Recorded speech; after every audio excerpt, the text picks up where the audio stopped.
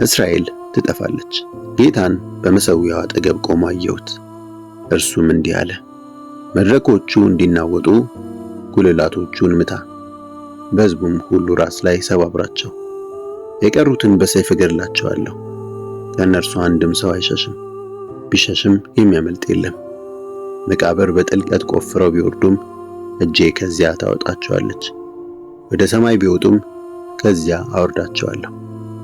በቀርሜሎስ ጫፍ ላይ ቢሸሸጉም አድኜ ፈልጌ ከዚያ አወርዳቸዋለሁ፣ ይይዛቸዋለሁም። በጥልቅ ባህር ውስጥ ከኔ ቢሸሸጉም በዚያ እባቡ እንዲነድፋቸው አዘዋለሁ። በጠላቶቻቸው ተነድተው ለምርኮ ቢወሰዱም በዚያ እንዲገላቸው ሰይፍን አዛለሁ።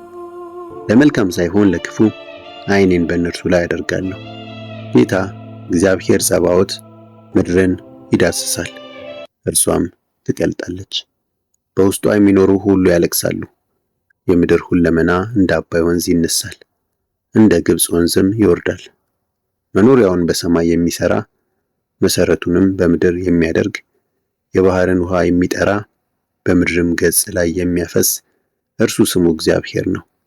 እናንተ እስራኤላውያን ለእኔ እንደ ኢትዮጵያውያን አይደላችሁምን? ይላል እግዚአብሔር።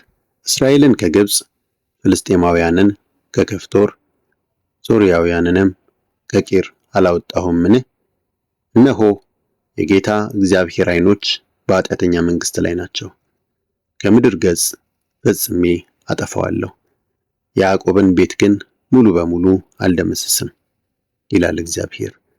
እነሆ ትእዛዝ እሰጣለሁ፣ እህል በወንፊት እንደሚነፋ የእስራኤልን ቤት በሕዝብ ሁሉ መካከል እንዲሁ አደርጋለሁ። ነገር ግን አንዲት ቅንጣት በምድር ላይ አትወድቅም።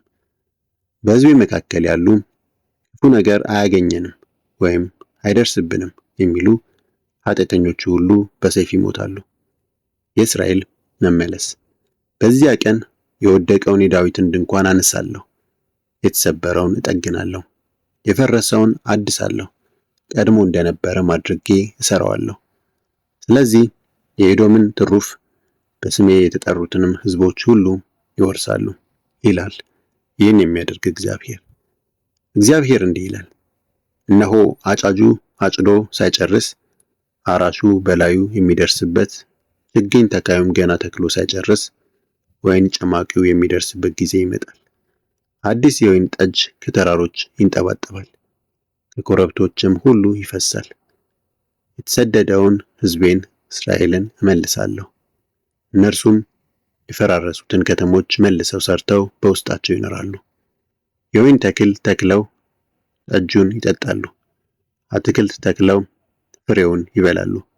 እስራኤልን በገዛ ምድራቸው እተክላቸዋለሁ፣ ከሰጠኋቸውም ምድር ዳግመኛ አይነቀሉም፣ ይላል አምላክህ እግዚአብሔር።